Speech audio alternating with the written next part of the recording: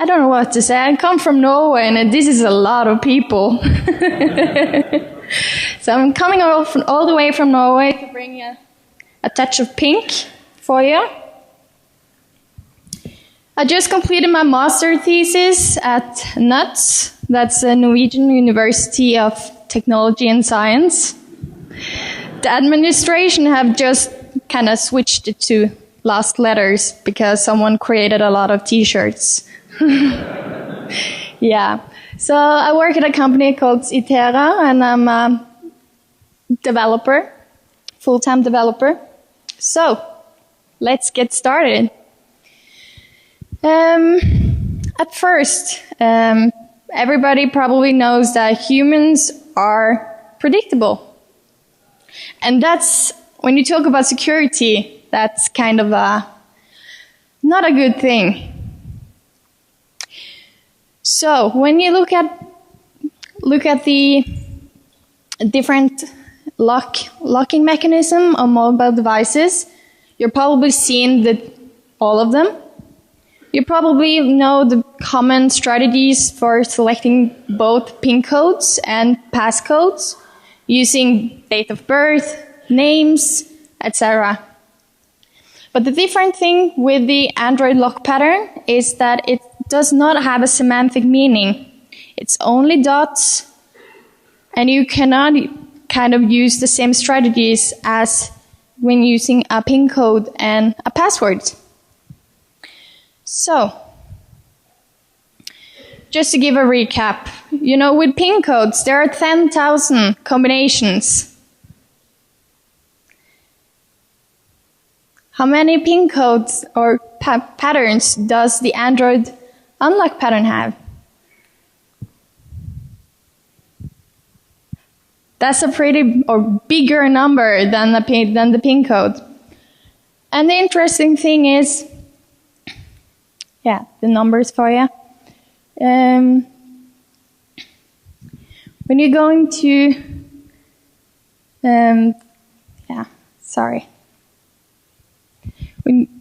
When I started this project,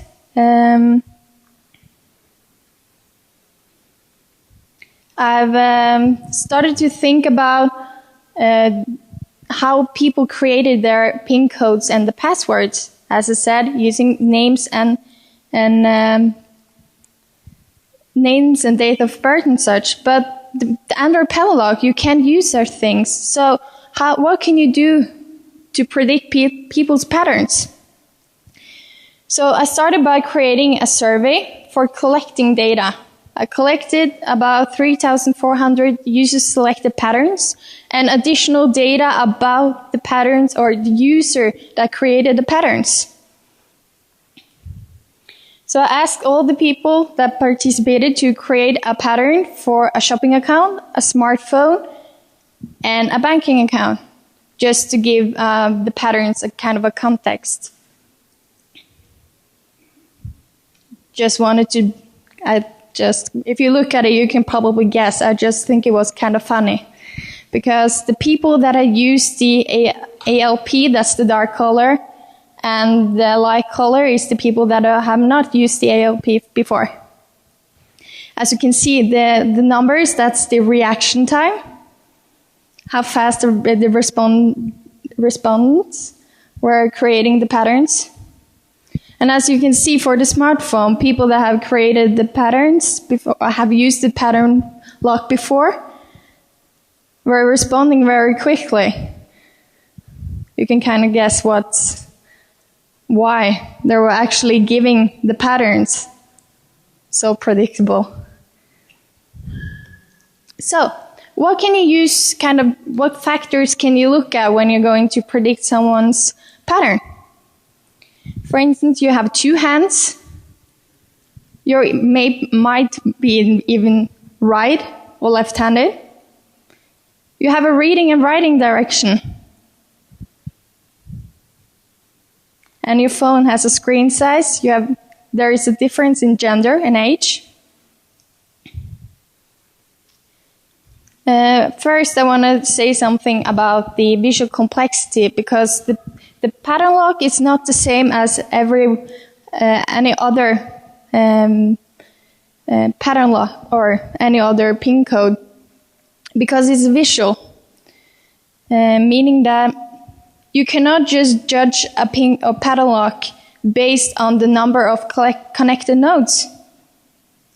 So I used a mathematical formula for kind of giving each pattern a score, just how visual complex is the pattern. I'm going to give you an example.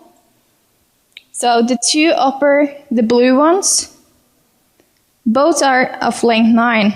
But if you're standing behind someone's back, you will probably easily be guessing the first one.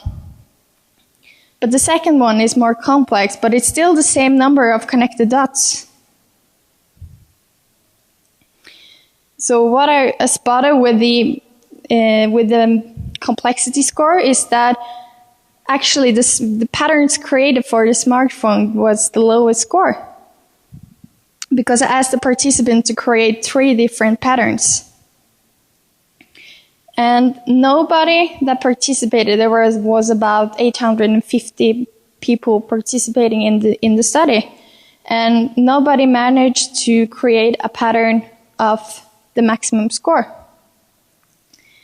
I was kind of thinking that people would take it as a challenge when I gave the survey, and people would kind of try to create the most complex pattern they knew about, but nobody managed. So that's kind of the same as with passwords and PIN codes. People are not able to remember or create complex patterns or passwords.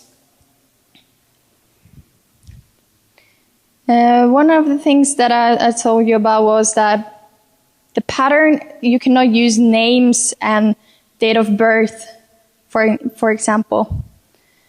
But when I started collecting the patterns, people were coming up to me and told me that, my mom used her first letter in her name as a PIN code.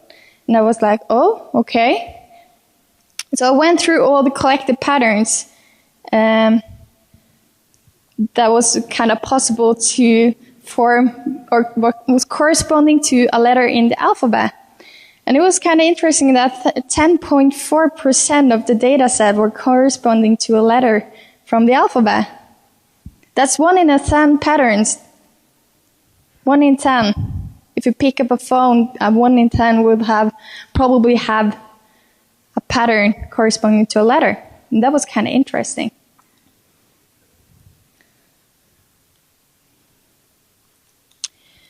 One of the things with the Android pattern lock is that you can only select one node once.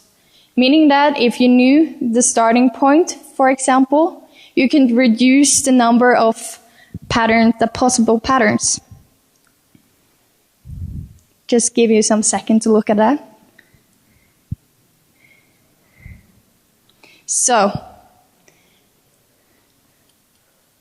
in the dataset, 44% of all the patterns were starting in the upper left corner.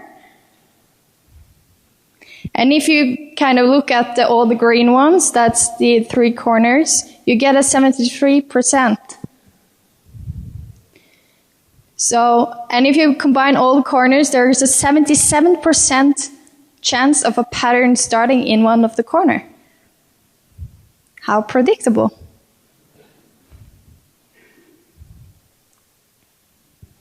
But if you look at everyone in the room, there is only about 10% of you that's likely to be left-handed, and 90% of you will probably be right-handed. So I was thinking that because I look at, there is probably 2 main ways of creating a pattern on the screen. You're probably seeing either using 1 hand or 2 hands. So if you use 1 hand, you will probably use your thumb to create a pattern. Or if you use 2 hands, you'll probably use the forefinger to interact with the screen. So if I was, for instance, left-handed, 10% of the population, would it be the same? Would I start in the same corner? So kind of if I was holding a left-handed person's phone, would the pattern be started, or 44% of the pattern start in the other corner on the other side? So for the right hand then, the two pictures are the likely starting point for either holding with one hand and two hands and being right-handed.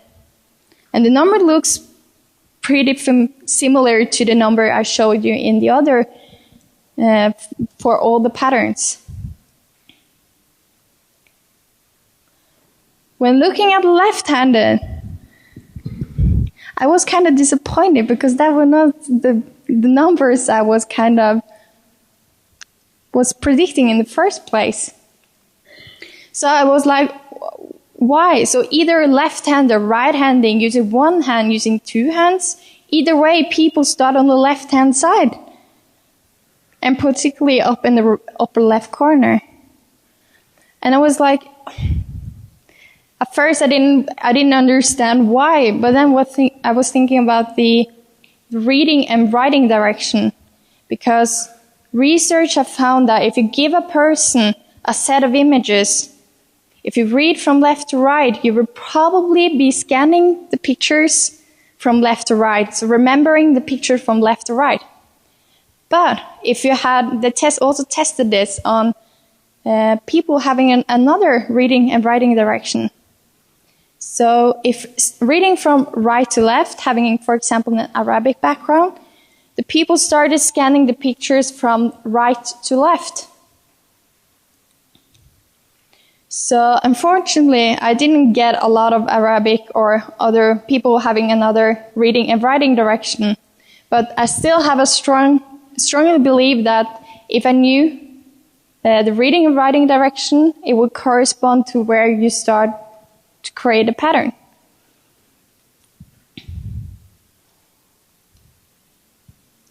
So I will not give you a kind of a list of this is the top 10 patterns and how, It is more interesting to look at how people behave and where you kind of select or create your patterns.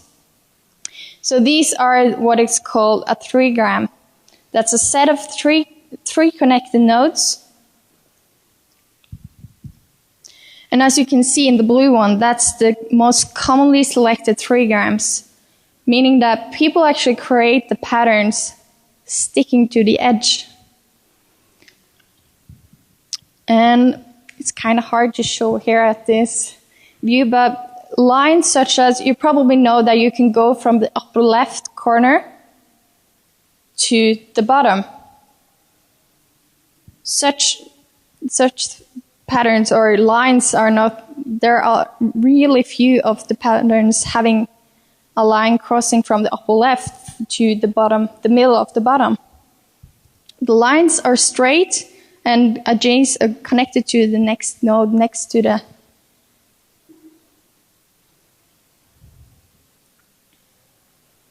So, it's also funny to look at the length of a pattern. So, I also collected the gender of the participants. And I don't know if it's just you male participants preferring length, or women being thinking less about security. I don't know. So just to show, just not to just generate an average length, there's a distribution of the length selected. And the upper, the graph on the top is for male, and the bottom is for female. And as you can see, the bottom graph has a higher percentage of selected patterns of lower lengths. And one funny observation is that you see the patterns of length 8. There is really few patterns of length 8. In my data set, there was kind of on average 4% of the patterns had a length 8.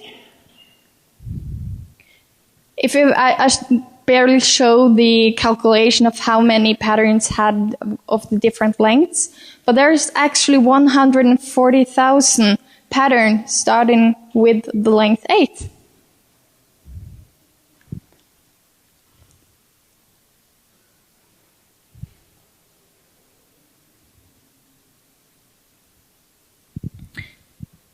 And as well, when looking at the age of the participants, there were,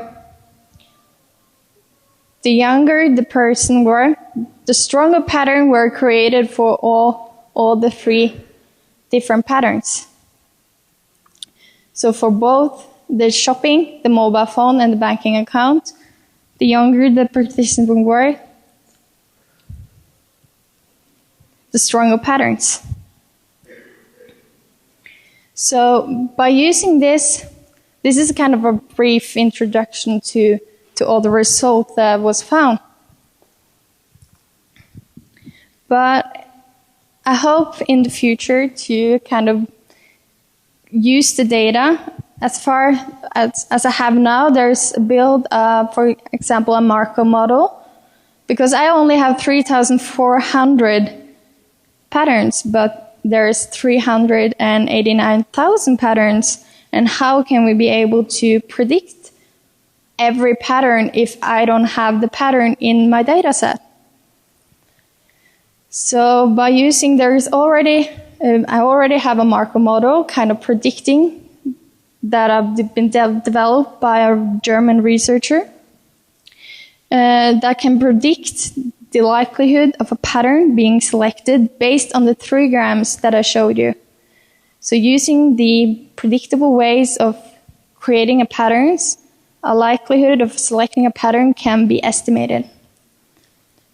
And in the future, to use this information that I have to reduce the number of patterns, to be able to add the information about the creators to see if we can kind of get a better model of being able to predict a pattern based on the person or who the person are.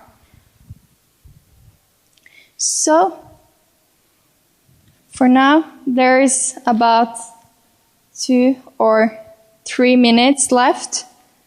So I might be able to take a couple of questions before I leave. I will stand here next to the scene if someone want to come and talk and ask questions. Thank you.